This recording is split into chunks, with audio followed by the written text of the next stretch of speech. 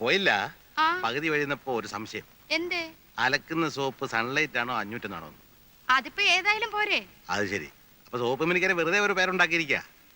നിന്നോട് ചോദിച്ചിട്ട് കാര്യമില്ല. ഗീതേ, ഗീതേ, എന്താച്ചാ?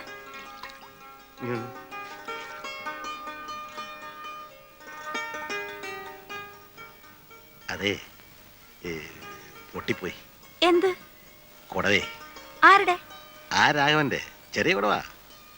അതിന് നമുക്കെന്താ? അത് ഇതുണ്ടായിരുന്നു. ഏത് കല്ല്? അതെ, പിള്ളേര് ക്രിക്കറ്റ് കളിച്ചുകൊണ്ടിരിക്കാന്ന് കണ്ടു. അപ്പൊ ഞാൻ ആ വഴി പോവായിരുന്നു. സാധനം വാങ്ങിക്കാൻ വെച്ച് കാശിന് ഒരു 50 രൂപ കൊടുത്തു. രാഘവൻ പാവല്ലേ, അവന്റെ കുടം പൊട്ടിപ്പോയില്ലേ.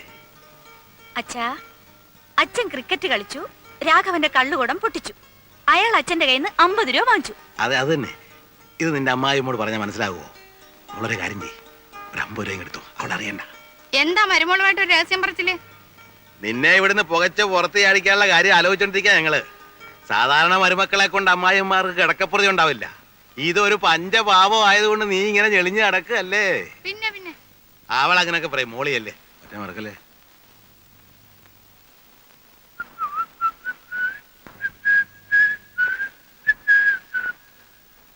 എന്റെ അമ്മായിമ്മ കണ്ടില്ലല്ലോ. ഇല്ല. ആ ആ കുന്തം കളിച്ചിനി കണ്ണി കണ്ടെന്ന് ഉടക്കണ്ട. ഓ, അപ്പൊ അവളത് പറഞ്ഞല്ലേ. നിങ്ങൾക്ക് നാണമല്ലേ ഇങ്ങനെ കൊച്ചു പിള്ളേരുടെ കൂട്ട് കളിച്ചു നടക്കാൻ? എടി, എന്റെ ശരീരത്തിനെ പ്രായമായിട്ടുള്ളൂ, മനസ്സ് ഇപ്പഴും ചെറുപ്പാ. ഷഷ്ടിപൂർത്തി 6 ആവുമ്പോഴാ ചെറുപ്പം. വെറുതെ അല്ല, 34 വർഷം ശരിക്കും അധ്വാനിച്ചിട്ടാ ഇപ്പൊ സൂഹിക്കുന്നേ. ഗവൺമെന്റ് സർവീസുള്ള മറ്റ് ഡ്രൈവർമാരെ പോലെ കുത്തിയിരുന്ന് ഉറക്കം തൂങ്ങായിരുന്നല്ലോ എന്റെ ജോലി. കളക്ടർമാര്, മന്ത്രിമാര്, പോലീസ് ഓഫീസർമാര്, ഇവരെയൊക്കെ പുറകിലിരുത്തി രാവും പകലും വണ്ടി ഓടിച്ചിട്ടുള്ളവനാ ഞാൻ. അന്നൊക്കെ കേന്ദ്രത്തിൽ നിന്നൊരു VIP വന്നാൽ ആദ്യം അന്വേഷിക്കുന്നത് ഡ്രൈവിങ്ങിന് ശങ്കരൻ നായരെ കിട്ടുമെന്നാ. എന്തുകൊണ്ടാ? എന്റെ സൽപ്പേര് കൊണ്ടും സർവീസിലുള്ള എന്റെ ആത്മാർത്ഥം കൊണ്ടുവാ. ഇപ്പൊ പെൻഷനായി, ഇനിയുള്ള കാലം സുഖമായിട്ട് വിശ്രമ ജീവിതം നയിക്കുക. വിശ്രമ ജീവിതം നയിക്കാനാവും സൈക്കിൾ എടുത്തോണ്ട് ഇങ്ങനെ വിശ്രമമില്ലാതെ ചുറ്റുന്നത്? എടി, എനിക്ക് എന്താണ് ഇപ്പൊ ഒരു കുഴപ്പം? ശാലീന സുന്ദരിയായ ഒരു ഭാര്യ. ആരും കേട്ടില്ല. മൂത്ത മകൻ ബാങ്ക് ഉദ്യോഗസ്ഥനാ. ഇന്നല്ലെങ്കിൽ നാളെ അവൻ മാനേജരാ. പിന്നെ രണ്ടാമത്തെ മകൻ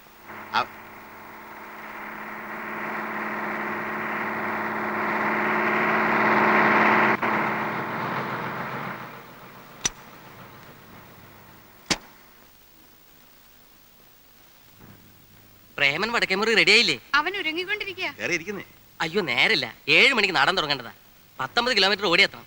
അതിനെന്താ, പഴയ ഫെർഗോ അല്ലേ അവൻ. അവൻ ആരാ? പണ്ട് ഞാൻ കോഴിക്കോട് ഇരിക്കുമ്പോഴേ ഇന്നത്തെ നമ്മുടെ രാമൻകുട്ടി നായരാണ് കളക്ടർ. അന്ന് ഞാൻ നല്ല ചെറുപ്പമാ, ഒരു 30-32 വയസ്സ് കാണും. പ്രേമൻ അന്ന് പ്രേമൻ ഉണ്ടോടി? പിന്നെ നമ്മൾ കോഴിക്കോട് വരുമ്പോ പ്രേമൻ 1 വയസ്സാ. അന്ന് കൃഷ്ണൻ ഉണ്ണിയാ. 53 ഉണ്ണി. അത് കഴിഞ്ഞ് 1.5 കൊല്ലം കഴിഞ്ഞ പിന്നെ പ്രേമൻ. അതെങ്ങനെയാ? ദേവകി മുരളിയെ പ്രസവിക്കുന്നതിന് 3 മാസം മുമ്പല്ലേ പ്രേമൻ? അന്ന് നമ്മള് പാലക്കാടാ. പാലക്കാട് കോഴിക്കോട് എവിടെയെങ്കിലും ആകട്ടെ. എവിടെയെങ്കിലും ആട്ടെ. ഞാൻ പറഞ്ഞു വന്നേ, അന്ന് ബേപ്പൂർ ഒരു ഹാജിയാർക്ക് ഇതുപോലെ ഫർഗോ നമുക്ക് വിശദമായിട്ട് സംസാരിക്കാം. സമയം ഇപ്പോഴേ വൈകി. ഇനിയും വൈകിയാൽ നാട്ടുകാർ പെരുമാറും. 4 മണിക്ക് സെറ്റ് കെട്ടേണ്ടതാ. പ്രേമൻ വടക്കേമുറി ഒന്ന് വിളിക്കാമോ? പ്രേമ,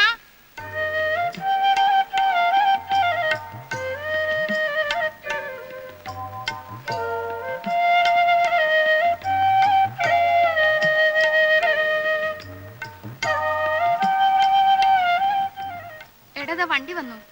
കുറച്ച് വെയിറ്റ് ചെയ്യട്ടെ. അവര് വെയിറ്റ് ചെയ്യുമ്പോ ഈ നാട്ടുകാർക്കിടയിൽ എന്റെ വെയിറ്റ് ഒന്ന് കൂടും. അത് കൂടും.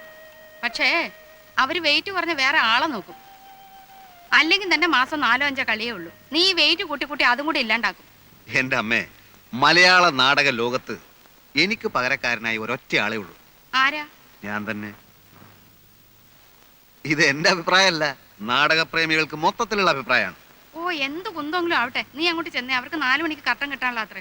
അതെന്റെ ജോലിയല്ല. ഞാൻ നടനാണ്, നടൻ മാത്രമാണ്. 6 സിലിണ്ടർ അല്ലേ? അതെ. എഞ്ചിൻ എങ്ങനെ? എഞ്ചിന് കുഴപ്പമൊന്നുമില്ല. കയറ്റമൊക്കെ നല്ല വലുവായിരിക്കും. നല്ല വലുവാ. അതാ ഇവന്റെ ഒരു കണ്ടീഷൻ.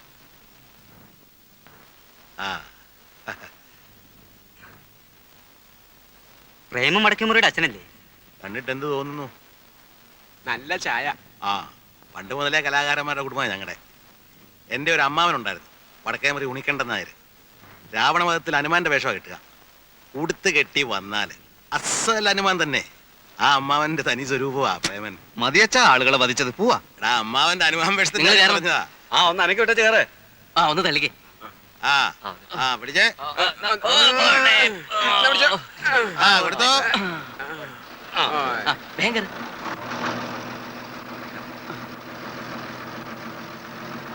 വരട്ടെ. ആ ആ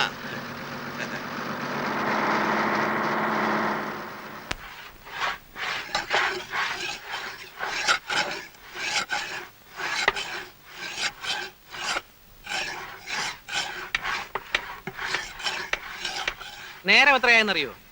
ഒരു 4-4:30 ആയി കാണും. അല്ല, വാച്ചല്ലേ കയ്യെ കിടക്കുന്നേ. സമയം അറിയാൻ പാടില്ലാഞ്ഞിട്ടല്ല.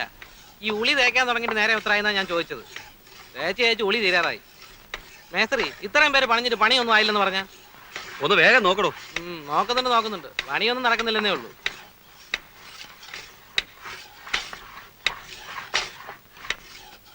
എന്തായി പെരപണിയൊക്കെ? എന്താവാനാ ശങ്കരേട്ടാ, ഇതിപ്പോഴൊന്നും തീരുന്ന ലക്ഷണമില്ല. ആ രാവിലെ മുതൽ നാട്ടുകാര്യങ്ങൾ രാഷ്ട്രീയം പറിച്ചില്ലോ ഇവർക്ക് പ്രധാനം. ഇവരൊക്കെ ഇവിടെ തർക്കിച്ച സോഷ്യലിസം വരുമോ നാട്ടിൽ? അതേ പണിയെടുപ്പിക്കാൻ ഒരു വൈഭവം വേണം. പിടിച്ചേ. അപ്പോഴേ ഒന്ന് നിർത്തിക്കേ. പറയട്ടെ, അവനവൻ ചെയ്യുന്ന തൊഴിലിനോട് ആത്മാർത്ഥത വേണ്ടേ? വേണം. ഇത് നമ്മുടെ ചോറ. പേർഷ്യയിൽ പോയെന്നരിച്ച് അവിടുത്തെ ഷേഖുമാരുടെ പണപ്പെട്ടി ഒന്നും ഇവനെടുത്തോണ്ട് വന്നിട്ടില്ല. എന്റെ ഒപ്പം പണിയെടുത്തിരുന്ന ഒരു വെറും സാധാ സർക്കാർ ഡ്രൈവറുടെ മകനായവൻ. ശങ്കരേട്ടാ, ഒന്ന് വന്നേ. ഒന്നിങ്ങി വന്നേ.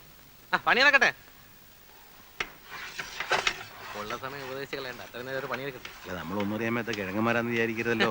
വാന്നേ, വാ. മതിയല്ലേ? ഞാനിപ്പോ വരാം. ആഹാ, ഇതാരാ? നിങ്ങൾ എന്ത് മനുഷ്യനാ? മുരളിയെ കൊണ്ട് ഇതൊക്കെ എടുപ്പിക്ക? അതിനെന്താ അമ്മനെടുത്തി? പാലക്കാട് കോട്ടയത്ത് താമസിക്കുമ്പോ സ്ഥിരം പീഡിയപ്പൊക്കെ ഞാനല്ലായിരുന്നു. അതന്ന്. ഇന്ന് അങ്ങനെയാ? ആ, ഇന്നും അങ്ങനൊക്കെ തന്നെയാ. ഇവൻ അന്യനൊന്നും അല്ലല്ലോ, നമ്മുടെ കുട്ടിയല്ലേ. വാ മോനെ. ഞാൻ പറഞ്ഞ ശരിയല്ലേ? ഗീതേ, മുരളി ഇരിക്കുക കേട്ടോ. ദേവുവിന് സുഖം തന്നെയല്ലേ? അസുഖമൊന്നുമില്ല. അമ്പലത്തിലെ ഉത്സവത്തിന്റെ അന്ന് കണ്ടതാ ദേവുവിനെ. അമ്മ ഒരു ദിവസം ഇങ്ങോട്ട് വരണം എന്ന് പറഞ്ഞിരിക്കുക. മുരളി കാപ്പി എടുക്കട്ടെ? വേണ്ട, ഞാൻ ഇപ്പൊ കുടിച്ചു. പിന്നെ ഉണ്ണിയേട്ടാ എന്ത് പറയുന്നു? ഇന്ന് ലീവാ. ബാങ്കിന്റെ ചെയർമാനെ കാണാൻ പോയിരിക്കുക. മുരളി എന്നാ തിരിച്ചു പോകുന്നത്? ഗൾഫിലേക്കോ? ചിലപ്പോ തിരിച്ചു പോക്കുണ്ടാവില്ല. ഇവിടെ എന്തെങ്കിലും ബിസിനസ് നോക്കിയാൽ കൊള്ളാമെന്നുണ്ട്. എത്ര കാലം അന്യനാട്ടിൽ കിടന്നിങ്ങനെ. വീട്ടിലാണെങ്കിൽ അമ്മ ഇന്ദു മാത്രമല്ലേ ഉള്ളൂ. ഇന്ദു ഇപ്പൊ പഠിക്കാൻ പോണില്ലേ? പഠിപ്പൊക്കെ നിർത്തി. മണ്ടിയാണെന്നേ. ഇനി കെട്ടിച്ചു കൊടുക്കണം. ഓ, ഇവറ്റകളെയൊക്കെ പഠിപ്പിച്ചിട്ട് എന്താ കാര്യം? ഇവിടെ ഒരുത്തിയുണ്ട്, രമേ, പഠിക്കുന്നുണ്ടെന്നൊക്കെ പറയുന്നല്ലേ. മോളത്തിന് എണ്ണ എടുത്ത്. ശരി. രമ വരാറായില്ലേ? പൂവ് കോളേജ് വിട്ടാ ചിലപ്പോ ഗോപുനെ കാത്തു നിൽക്കും. അവനും ട്യൂട്ടോറിയെന്ന് ഒരുമിച്ച് ആ ബസ്സിലാ വരിക.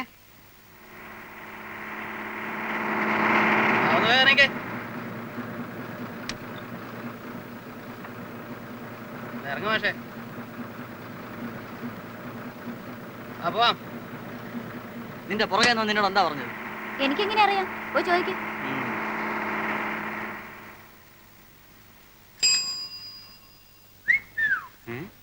വായി നോക്കികളെ കൊണ്ട് വഴി അടക്കാൻ വയ്യ. രമ ഇന്ന് വൈകിയോ? ഇല്ലല്ലോ. ഗോപു, പഠിത്തമൊക്കെ എങ്ങനെ ഇരിക്കുന്നു? ഇത്തവണെങ്കിലും 10ാം ക്ലാസ് കിടക്കോ? മുരളിയേട്ടന് വേറെ ഒന്നും ചോദിക്കാനില്ലേ?